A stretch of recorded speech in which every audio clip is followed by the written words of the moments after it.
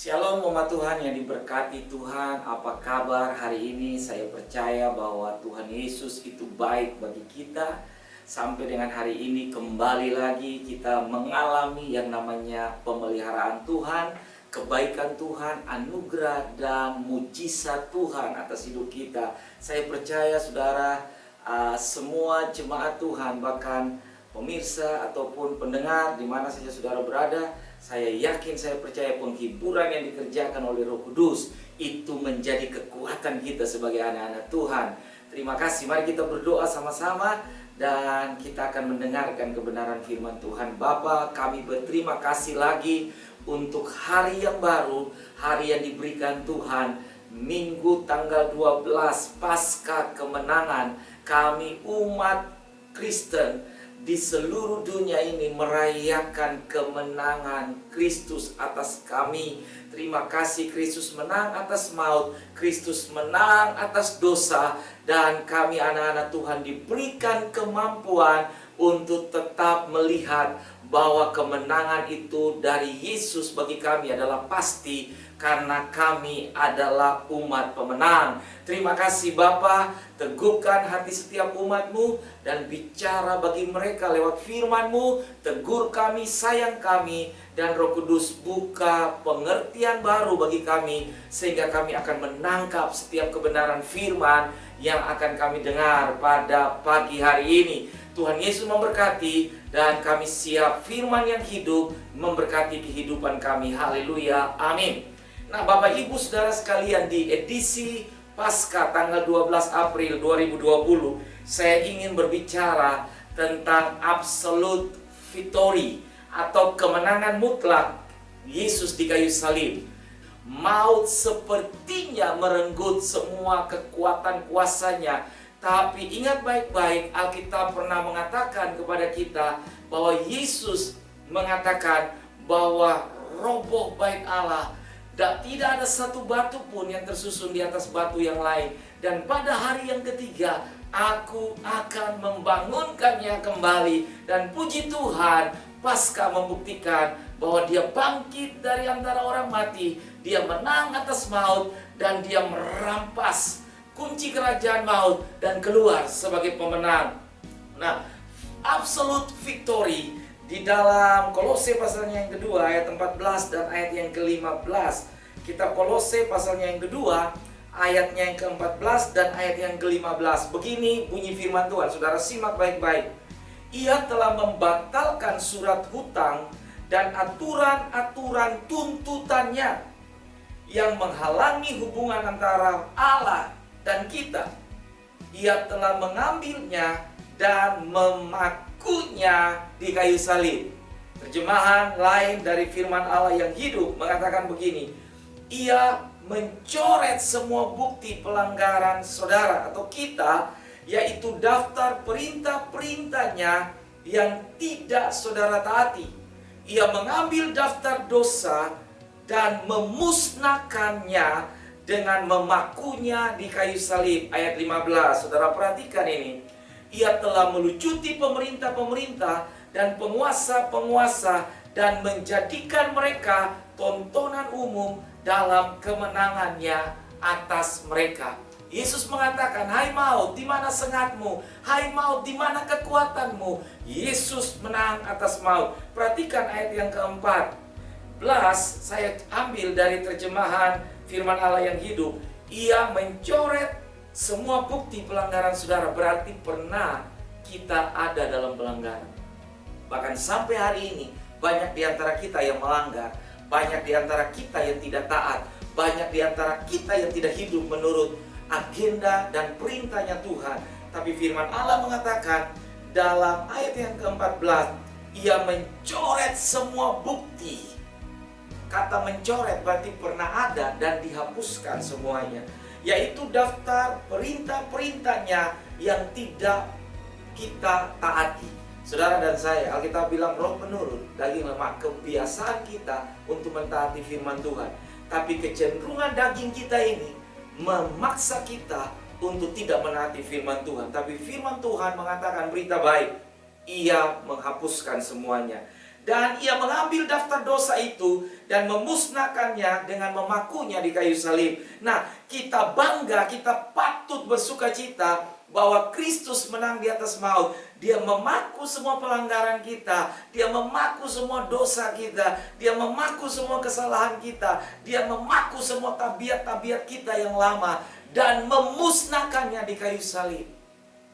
Itu sebabnya kita hidup dengan anugerah Tuhan, dengan perintah baru, dengan mentaati firman Tuhan. Saya ambil dari 1 Korintus pasal yang ke-15, ayat yang ke-54 sampai dengan 56. Dan sesudah yang dapat binasa ini mengenakan yang tidak dapat binasa, dan yang dapat mati ini mengenakan yang tidak dapat mati, maka akan genaplah firman Tuhan yang tertulis, maut telah ditelan dalam kemenangan. Ayat yang ke-55, hai maut, di manakah kemenanganmu? Hai maut, di manakah sengatmu, kekuatanmu? Sengat maut ialah dosa, dan kuasa dosa ialah hukum Taurat. Ayat yang ke-57 saya tambah ini.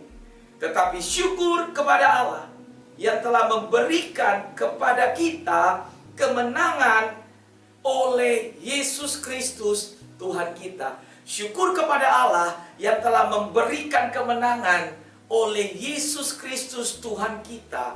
Jadi Kristus menang, Dia memberikan kemenangan itu kepada kita. Kristus bangkit dan hidup, Dia memberikan kehidupan itu kepada kita. Sehingga sampai hari ini saudara dan saya hidup bukan untuk diri kita. Paulus bilang, hidupku bukan aku lagi, tapi hidupku adalah Kristus. Berarti hidup yang kita jalani bukan kita lakukan sebebas hati kita, tapi kita dicengkram oleh kekuatan firman Tuhan untuk belajar menaati Tuhan. Haleluya. Nah, Paulus bilang dalam ayat yang ke-57, tetapi syukur kepada Allah yang telah memberikan kemenangan kepada kita oleh Yesus Kristus Tuhan kita. Ada yang sudah mendahului kita, ada yang sudah menjadi pelopor kemenangan itu. Itu sebabnya kita hidup dengan DNA kemenangan dari Yesus Kristus. Nah, Paulus bilang begini, kita adalah umat pemenang. Umat pemenang yang lebih dari semua pemenang. Haleluya. Nah, pada pagi hari ini saya mau bicara tentang 3 kata kunci dari absolute victory. Kemenangan mutlak Yesus di kayu salib membuat dosa tidak berkuasa atas kita. Dosa tidak berkuasa atas kita. Artinya begini, kita diberikan kemampuan oleh Tuhan untuk belajar menaati firman Tuhan. Sehingga waktu dosa itu mau mencengkram kita, mau masuk untuk menguasai kita, kita punya kekuatan dari Tuhan untuk berani mengatakan tidak, untuk berani melawan, sehingga dosa hilang kuasanya dan tidak berkuasa atas kita. Yang kedua, saudara-saudara, kemenangan mutlak Yesus di kayu salib, kemenangannya memberikan otoritas, authority kepada kita untuk mengalahkan iblis dan setan. Haleluya. Itu sebabnya pada saat masa Yesus hidup, Dia mengutus 12 murid, Dia mengutus 70 murid. Dan waktu mereka kembali dan mereka mengatakan, Yesus guru, rabi, semua setan-setan takluk demi namamu. Nah, Yesus bilang begini, jangan kamu bangga, tapi hendaklah kamu patut syukuri, namamu tercatat di dalam kerajaan Allah. Nah, kuasa, authority, power itu sudah diberikan kepada kita. Bukan kita melakukan sesuka hati kita, tapi authority atau kuasa atau power yang Tuhan berikan kepada kita untuk menolong kita hidup di dalam ketaatan kepada Tuhan. Sehingga lewat kemenangan yang Kristus ciptakan di kayu salib, otoritas, authority, power itu diberikan kepada kita untuk kita menjalankan hidup kita sesuai dengan apa yang Tuhan senang atau apa yang Tuhan suka dalam hidup kita. Nah, saya ajak Bapak Ibu Saudara sekalian untuk melihat poin yang kedua ini. Otoritas untuk kita berani bertindak atas nama yang memberi otoritas. Berarti otoritas diberikan kepada kita untuk kita membawa nama Yesus di dalam perjalanan kita, perjalanan iman kita, sehingga apapun yang kita lakukan, apapun yang kita kerjakan, dengan otoritas nama Yesus, segala sesuatu dimungkinkan kepada kita untuk melihat bahwa umat pemenang hidup dengan mentalitas kemenangan. Yang ketiga, saudara-saudara, kemenangan mutlak Yesus di kayu salib menyediakan kasih karunia sepanjang perjalanan iman kita. Jadi sepanjang perjalanan kita masih menginjak bumi, membuka mata dalam keseharian hidup kita, ada saja yang disebut dengan pelanggaran, ada saja yang disebut dengan hilaf, ada saja yang disebut dengan mungkin saja kita ceroboh, kita salah dalam perjalanan iman kita. Tapi saya mau kasih tahu berita baik, kasih karunia Tuhan tersedia bagi kita. Tuhan sudah mikir, saudara, di ujung sana jauh. Tuhan sudah tahu, oh mungkin 5 tahun lagi, mungkin Raf akan salah, mungkin Raf akan gagal. Tapi kasih karunia dari Tuhan akan membuat kita, menopang kita untuk tetap menghargai Tuhan masih mengasihi kita. Jadi kemenangan mutlak menyediakan kasih karunia sepanjang perjalanan iman kita. Saya dan saudara tidak usah takut. Yesus punya kasih karunia cukup buat kita setiap hari. Yang setuju bilang amin. Saya tutup firman Allah, absolute victory, dengan kalimat-kalimat berikut ini.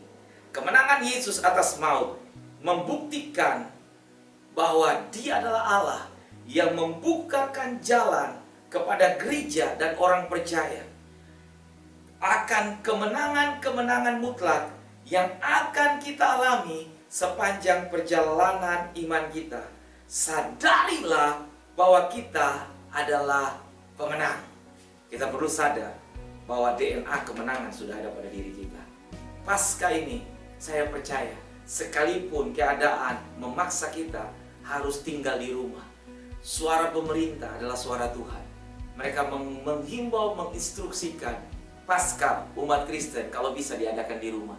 Tapi Pasca yang diadakan di rumah tidak bisa membatasi kemenangan Pasca itu bagi kita semua. Dan saya percaya kemenangan Pasca akan menjadi kemenangan kita bersama-sama. Saya mau berdoa bagi kita. Bapa di dalam sorga, kami mengucap syukur apa yang sudah Tuhan ukir 2000 tahun yang lalu di kayu salib, itu akan terpatri, terukir dalam perjalanan iman kita. Kami bersyukur bahwa kami hidup dengan mentalitas sorgawi. Kemenangan dari Kristus senantiasa akan membawa kami dari satu kemenangan kepada kemenangan berikutnya. Dan aku percaya kemenangan mutlak Yesus di kayu salib membuat dosa tidak berkuasa atas hidup kami, memberikan otoritas mandat kepada kami untuk mengalahkan iblis dan setan. Kemenangan Yesus secara mutlak di kayu salib menyediakan kasih karunia buat kami dalam perjalanan. Mungkin kami gagal, mungkin kami salah, mungkin kami berbuat kesalahan dan dosa, tapi kasih karunia mengangkat kami dan tetap menyatakan bahwa Yesus tetap mengasihi kami. Terima kasih Bapak. Aku berdoa kepada umatmu di rumah, diberkati semua kehidupan mereka. Mari umat Tuhan yang hidup dengan kemenangan, angkat kedua belah tanganmu, arahkan wajahmu kepada Tuhan. Kasih karunia dari Bapamu senantiasa diperhadapkan kepada saudara. Damai dari Yesus dan kasih yang tidak pernah berakhir itu dinyatakan dalam hidupmu. Roh Kudus senantiasa mengerjakan penyertaannya dalam penghiburan. Dikuatkannya engkau dalam pekerjaanmu, dalam hari-harimu. Diberkati keluar dan masukmu. Diberkati bakul dan tempat adonanmu. Diberkati pernikahan dan rumah tanggamu. Diberkati anak cucumu. Dan diberkati juga masa mudamu. Dihalaunya bagi saudara dan saya semua kutuk kemelaratan, kemiskinan, penindasan, penyakit sampai kepada maut. Dan kita hidup untuk memuliakan Tuhan, menyatakan kebaikan Tuhan di bawah kolong langit ini. Terima kasih, semua berkat yang baik kami terima hanya di dalam nama Bapa, Anak, dan Roh Kudus, di dalam berkat nama Tuhan Yesus. Haleluya, haleluya, amin. Sampai ketemu lagi di dalam ibadah online kali berikutnya. Tuhan Yesus memberkati. Shalom.